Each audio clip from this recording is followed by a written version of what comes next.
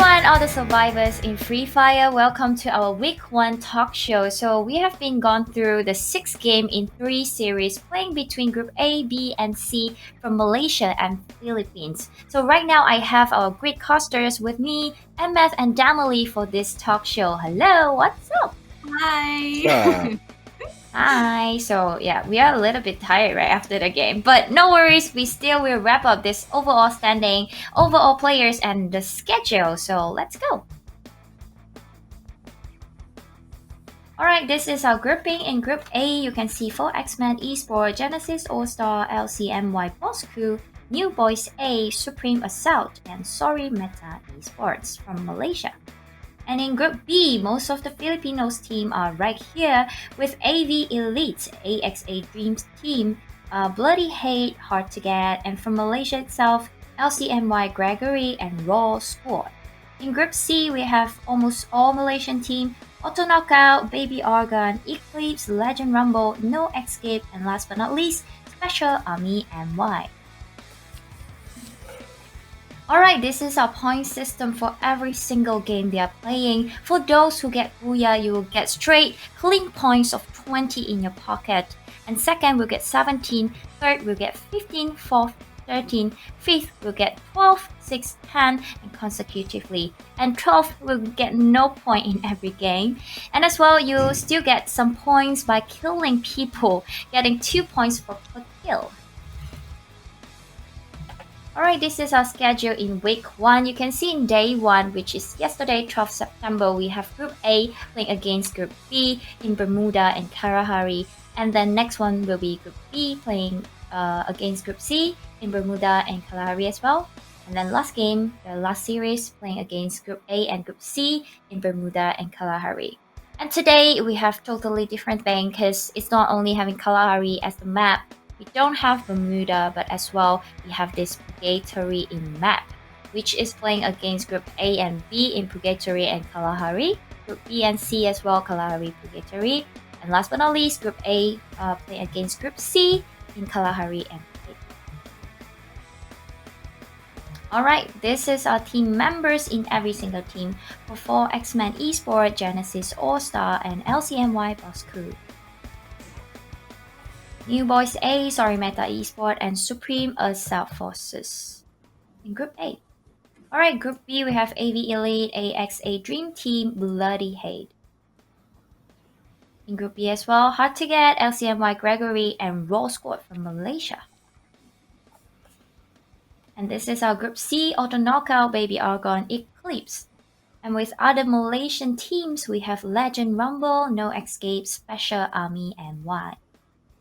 MVPs. We've got an MVP for each day. Day 1, it was H2G Batman, and this guy has got 14 kills, 5 headshots, and a whopping 5.3k damage. He was on fire yesterday, but of course for today's MVP, it wasn't Batman.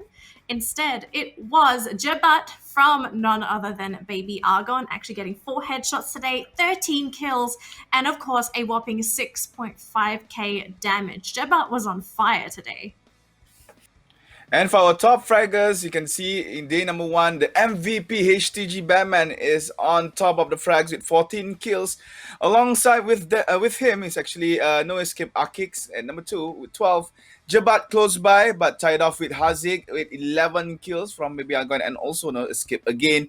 And for X-Men, Tobex, single digit on the top 5. On the frag list. So from this list, you can see from day 1, 2 members from No Escape manages to actually squeeze through as the top fraggers. However, coming into day number 2, everything changed as AKO Zen is the one that top frags this time. Batman has dropped down from the fragger throne and X Zen replaced him at the top of it all. Jabat again making an appearance for the second time in a row in our top fragger as he managed to get 13 kills on day number 2. Phoenix as well making his own debut in the top frag for day number 2, getting 12 kills. And also DT Wise or AXA Dream Team Wise will be there as well at number 4, tying it off with 10 kills alongside Baby Argon Cobra. So as you can see that we've seen some changes in performances from each of the players. That's why we've seen different players coming into the top frags. All right, hi, all the survivors in Free Fire. So this is the FFTC Free Fire Tri-Nation Cup League Stage Day 1 and Day 2 recap. And as well, we are having a interview session with one of the best team out of 18 teams. We have AXA Dream Team right here. Hi! Hi, from Philippines Hi. all the way. Hi. Can you please do some introduction, a short one from your side? Um, Hi, I'm the team captain of AXA Dream Team, Jeka, DT Jeka, and I'm playing Free Fire for almost a year now, since beta days. And yeah, I'm with John Canex since then. And I do play in Piala President last February this year. We represent the Philippines as well. And yeah, that's all. Maybe with that, Jekta, you can actually tell us a little bit more about what is your expectation and what is your team expectation in this whole tournament or in this scene. Um, Maybe to let the PH community grow because PH community for Free Fire is too small to be noticed by other communities. So yeah, we will fight for that and we do others to notice the PH by Mm. playing it. So you do think that your team have the obligation to grow the PH Philippines esports scene, is it? Yes, ma'am. All right. Thank you. So I'll pass the mic to one of our great casters, Denali, to actually ask some question from AXA team. So I have a new question that I would like to ask. So you're playing with a lot of Malaysian teams. What would you say is a normal standard Filipino style of Free Fire? And then how would that compare to the Malaysian style of Free Fire? Um, PH style is more on rushing game, killing, killing players in game. While Malaysian, we do participate in different tournaments in Malaysia. They do think before killing. They do placements. That's why they do have a good position and kill at the late game. That's why other Filipinos didn't know how to compete in official tournaments um, because of rushing, and they didn't know that late game is too important because there's a placement and there's a kill points as well. Um, yeah. Okay, Thank thank you. you. All right. So sorry, Denali, but that question is about related to the goal like expectation. Well, now I pass to another caster, Matt, to ask the further questions that he wants to know. Hi, what's up, Jeka?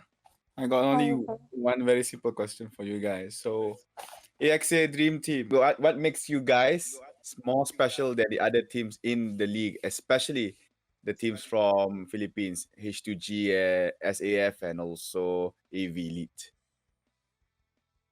Um, we see each other as brother and sister in a team. So every game, every hour of the day that we are playing, we do improve.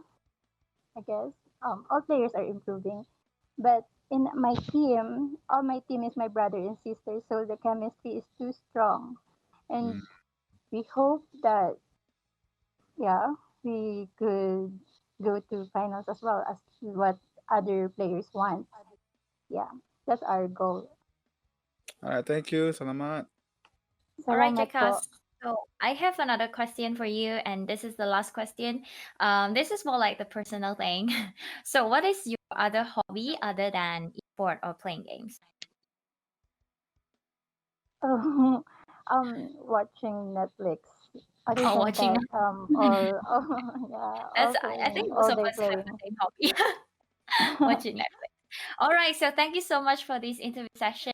AXA Dream Team. We have Jeka and JT right here. So I'll be seeing you guys for the next week, which is our league stage day 2. So stay tuned, everyone, and thank you so much for AXA team and as well Denali and Yasef. We'll see you soon. Wow, as I can see, Baby Argon was really performing well today because 4 of them are all in the top fraggers in day 2. Wow, that is a little bit insane. And other teams should really watch out this team, as I think no one will be expecting Baby Argon will be climbing up the top 3 brackets because it's like, they are junior, they are young, and then everyone was like, nah, we don't have to scare about this team, but now I think everyone is getting ready with their weapon.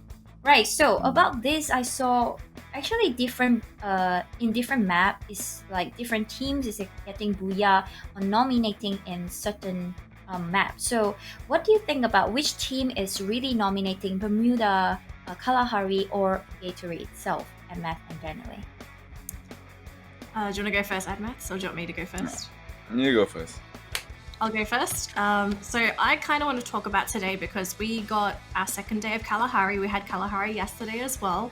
And it seems that No Escape have Kalahari under control. They got 2 Kalahari booyahs in both of their matches today, which it's huge. It's on the same map. So it seems for No Escape, they have the plan. They understand how to play the map.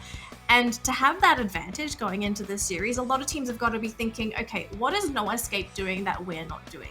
And something that No Escape has been doing consistently over the course of their booyahs is that they constantly play with the high ground. High ground is king on Kalahari. Your positioning and where you can sit determines where either you're going to get the kills or if you're going to get killed by someone else. So I think for Kalahari, if you are playing with No Escape, you need to be very careful of your positioning. I don't think you can play outside the bubble on Kalahari. Yeah, and what about for I think for Bermuda, I believe that maybe the Filipino teams are actually much more inclined to get a booyah over there because the gameplay for the Filipino teams in Bermuda, I think that is the best place that we can see how the Philippines plays because in contrast to how they played in Kalahari and Purgatory, they are more aggressive in terms of traversing into the map. They know where to execute properly. They know where to where to slip through enemy lines if you're in Bermuda. So again, I think for Bermuda, the Filipino teams shines more than the other maps. And as of Purgatory is something different. Purgatory is like a little bit a random number generator over there, but we've seen today that 4X-Man actually clenches 2 booyahs in Purgatory. So I think, in my own opinion, 4X-Man is okay and much stronger in Purgatory, though we've seen them booyah in Bermuda before. So I think it's just that maybe because these 2 maps has been played, they have been playing in these 2 maps for many tournaments before. That's why I think that they are strong in these 2 maps, but much inclined towards Purgatory per se. So yeah, that is what I can say about the maps and teams that be strong in the maps given. All right. I think based on you both giving opinions on that, I think experience is as well very important, right? I mean, to some teams like 4X-Man and No Escape, they are like playing so many games and so many competitions out there. So probably they are so used to that, aggressive and passive, how other teams gonna play, how the new team's gonna react with our play, something like that. So probably we are gonna looking at some more of the underdogs team in the coming week. So because they already warm up, right? So all the new teams, they already know, okay, so the strong team, how they play as well. So what is your expectation in underdogs team in the coming weeks, MF and Ganoi? Going into next week with the underdogs, we're starting to see a couple teams shine today after yesterday's matches. I think yesterday was the testing grounds where everyone had to get a feel of who was in their brackets and who's playing in what brackets, and of course the maps as well, because the maps also make a difference. We've seen some of the underdogs pull out some pretty interesting plays. I'm actually looking forward to next week because I'm hoping after having those two days this weekend of being able to play with the top tier teams, I hope they actually look back through the VODs and see how their opponents played, and maybe they can learn something new and surprise the top teams. Because one of the disadvantages of being a top team is that everybody is studying you, but not everybody is going to be studying the underdogs. So as an underdog, you have an advantage over these bigger teams by being less well known. But of course, the bigger teams, they're also going to be mechanically skilled. There's a lot of things you have to think about, but I think as an underdog, always go into the games 100% and always have a strategy, because the chances are the bigger teams, they're probably not even looking at you. Yeah. I think the best way for them to improve their performance is just to look back at all the replays and thoughts so that they will know what mistakes that they have made, and at the same time maybe see in an overall view on how should they be doing for next week, because the pattern is actually very clear. Even I talked it about in my post analytic yesterday. So the pattern from the players are clear. The strategies that has been used by the players are also clear. So if these underdog or underperformed teams could actually just look back at the videos, at the recording, at the streams, and study back from what they can see, most likely these underdog teams could actually surprise us, just like what happened today in day 2. Yeah, that's right.